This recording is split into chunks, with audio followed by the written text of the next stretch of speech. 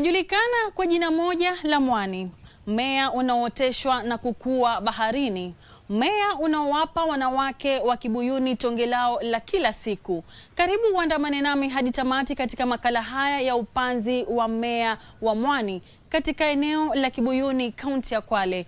Mimi ni Fahima Ramadhan. Mwani ni aina ya mmea unaokua kwenye maji chumvi. Ukulima wa mwani ni mojawapo ya shughuli kuu za kukuza uchumi, kulinda mazingira ya bahari katika pwani mwa Kenya. Ukulima wa mwani hufanyika karibu na fukwe za Bahari Hindi katika maji yenye kina kifupi, safi na tulivu.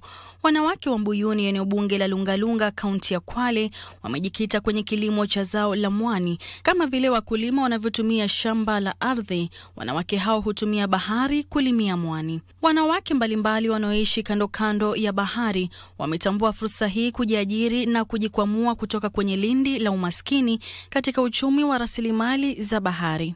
Mimi ni mkulima wa mwani ambaye kwa sasa hivi nawakilisha community nzima, manake mradi wetu si wa kikundi, ni wa community. Nimeanza kitambo, mradi ulipoanza tu ni kutoka ulipoanza utafiti mwaka wa 2002 mpaka hivi. Tukaanza na huo utafiti kutoka kwa Kemfri mpaka tukaingia kwenye kilimo biashara, na mpaka saa hii bado naendelea na kilimo. Kwa kweli ukulima mwani ni sawa na unafanya conservation, kwa sababu mwani hautaki uchafu. Jambo la kwanza, upande mwani ukiona kuna uchafu ni utoe, hapo unahifadhi mazingira. Alafu mwani wenyewe ni mazalio ya samaki. Samaki huwa wanatoka huko wanafuata ule mwani wakala, alafu wakazalia pale pale kwenye hizo seaweeds. Mwani ni unahifadhi mazingira, kwanza utoe uchafu yale meneo, alafu pia ni mazalio ya samaki. Alafu kwenye mwani huwa yale matumbawe huwa yananawiri vizuri sana.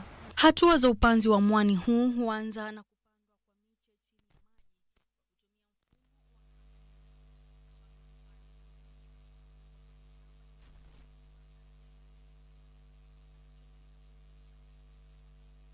kwanza tunaanza kutayarisha pegs ambazo ni vigingi. Vigingi, ukitayarisha vigingi ukimaliza, alafu tunakata kamba ambayo tunafunga pamoja na tie-tie. Kamba ndefu ya mita 10. Alafu tunafunga tie-tie ambazo tunapima sentimita 20. Ama kama sisi wakulima hatukusoma, huwa tunatumia hivi vidole. Tukapima hivi kwenye ile kamba. Hapo keka tie-tie, alafu unapima kidole mpaka hapa, ndio neka tie-tie nyingine kwenye ile kamba ndefu. Ukiweka ukimaliza, ndio naenda kutafuta mbegu. Hiyo mbegu ni uitoe kwa maji, alafu ufunge kwenye kamba. Maanake ukiweka kikipigwa na baridi ama ikipata maji fresh uwe naoza. Sasa ni utoe kwa shamba, ufunge, alafu ni upande tena kwa shamba. Mwani humea na kuwa tayari na huvunwa baada ya takriban miezi miwili, huku sumu ya mmea huu ikiwa ni maji safi.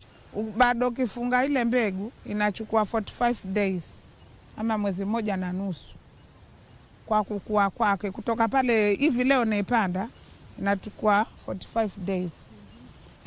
Ukihesabu mpaka ifika mwezi 1.5 ama hizo siku 45 ndio tunavuna sasa. Kuvuna ni ile mbegu. Mmea hauna zile mbegu, ni huo mti huo wenyewe. Sasa unavuna, alafu unatafuta zile changa, unakata, unarudi, unapanda kwenye ile kamba. Ukivuna ukimaliza, ndio tunaika kwa magunia, tunapandisha juu manake kuna sehemu tunakaushia. Ukikausha hapo, kukausha uwe nachukua siku 3 mpaka 4. Mmea tunakausha kwa jua.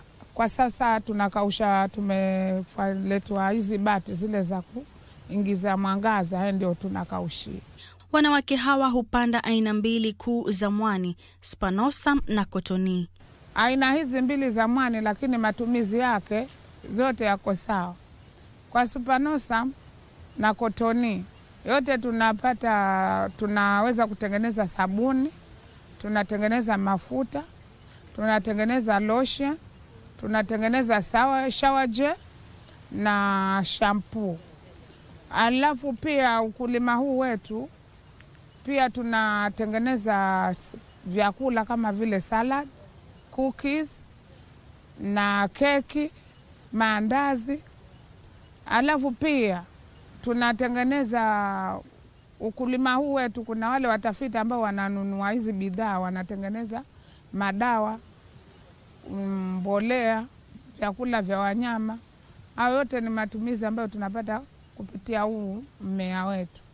Mwani aina ya Spinosum huwa na virutubishi muhimu katika mwili wa binadamu, ikiwemo kalsiamu inayoimarisha afya ya mifupa, magnesiamu ambayo inastawisha misuli, zinki kwa uponyaji wa vidonda, pia huimarisha afya ya uzazi. Mwani aina ya Cotonou inaaminika kutibu maradhi mbalimbali ikiwemo upungufu wa damu, presha, uvimbe wa shingo pamoja na maradhi mengine mengi. Mwani aina ya Cotonou huwa na madini ya vitamini C na huwa nzuri kwa afya ya ngozi na nywele. Mwani katika wataalamu ambao walifanya utafiti una faida nyingi. Mwani ukichemsha ukila au ukila fresh au ukichukua poda ile ukiweka kwa porridge ukila, basi inakuletea faida nyingi kwa mwili. Kwa mfano, pressure unateremsha pressure, unateremsha sukari, alafu unasafisha tumbo. Pia kwa upande wa viungo, joint hizi unatibu sana. Rasilimali hiyo imekuwa fursa ya ajira kwa kina mama wengi na kujiendeleza kimaisha bila kuwa tegemezi majumbani mwao. Kina mama hawa wametumia fursa hii ya matumizi ya bahari kujiinua kiuchumi. Kwa makadirio, wao huvuna takriban kilo 100 hadi 300 kulingana na bidii ya mkulima kwa awamu moja. Wakulima wa mwani wameeleza faida waliopata kwa kujiajiri, kukuza bidhaa hiyo na kujiinua kiuchumi. Hapa kusema kweli, yani tunajikidhi kwa vile ambavyo tunatoa mwani wa kutosha. Kwa bavua moja mtu mama anaweza kukausha kama kilo 100 mpaka 200, wengine hata 300. Kwa huo mwezi mmoja na nusu. Ukiisha tu mama anaweza kukausha kilo 100 mpaka 200 mpaka 300. Tunajivunia kwa hapo tu, lakini mwani ukiwa mvivu, ukisema napanda kamba 10 ama 20, hapo unakula hasara. Kama wababa wameenda kutafuta, sisi wanawake tulikuwa tukiketi tu nyumbani. Baada tulipopewa huu mradi, tukaona afadhali na sisi tufanye huu mradi kama kuwasaidia wababa. Wao wameenda kutafuta samaki, sisi tunatafuta ya mwani. Tumeona ni bora sisi wanawake tusikae tu kiolela, na sisi nasi tukapata huu mradi, tunaendeleza. Faida ile ile tunayopata ndogo, ile ndio tunatumia tukasomeshia watoto. Mtu mwenyewe akipata pesa, mtu anaongeza nyumba yake, pengine ni ya udongo, anajenga na blocks. Mimi wakati nafanya fishing peke yake, ilikuwa kidogo maisha yana shida, kwa sababu hiyo fishing iangalie mambo ya shule, iangalie mambo ya magonjwa, iangalie, yani mambo yote ilikuwa hata kina mama pale nyumbani naangaliwa na hapo. Lakini kwa muda huu nimeona hiyo fishing ikienda, lakini huku nyuma tayari bado niko na kazi mbadala ambayo naweza kuweka ile pesa ambayo kafanya kazi nyingine ambazo ni nzito. Kwa mfano, mimi nikienda baharini, nikikosa, nikija huku nyumbani tayari mama hakuna shida, tayari ashatengeza chakula. Hapo pia wakati huo ilikuwa niko na nyumba matope, kwa sababu kwa kusema kweli vitu vyote hivyo kufanywa na kazi moja, ukiangalia ilikuwa ni uzito sana.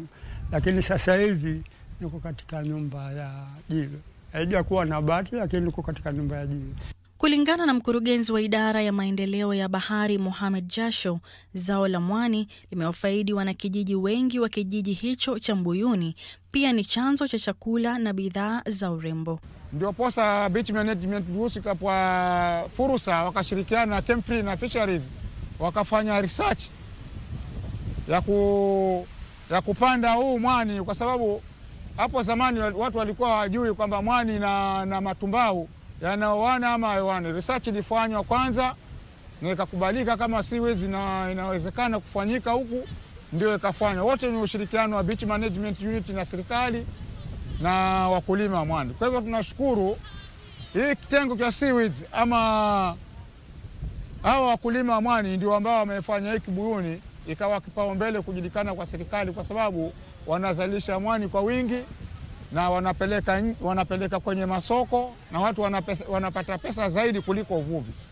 Kwa sababu uvuvi saizi umekuwa chini, kwa sababu unaona saizi hali ya anga imekuwa mbaya, kuna upepo, unaona. Vyombo pia tumeletewa na serikali kupitia kwa Blue Economy, lakini kidogo ndio sasa unapata wavuvi wengine wamejiunga kwenye ukulima wa mwani.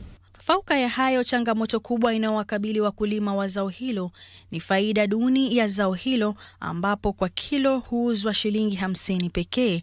Wakulima hao wamekuwa wakilalamikia angalau kufikia kwa shilingi 100 kwa kilo moja.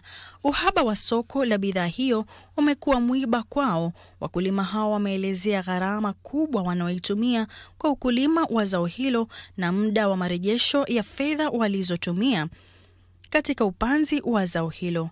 Kina mama hao pia wamelalamikia ukosefu wa vifaa muhimu vya ukulima.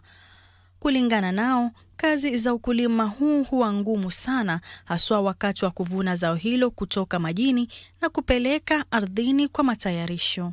Kwa sasa tuna changamoto ya hizo soko za hizo bidhaa, hiyo value addition. Tuko na changamoto, bado hatujapata soko. Alafu kuna changamoto ya vifaa ambavyo kama mkulima nataka na mimi niwe na kifaa ambacho baada nikivuna nipate kifaa ambacho nitabebea ule mwani kutoka kwa shamba mpaka ile sehemu tunakaushia. Kwa sasa hatuna, bado tunatumia vichwa. Uchukue mwani uweke kwa gunia alafu ubandike na kichwa. Kama huwezi kubandika, utafute hawa vijana wetu mtu akubebee.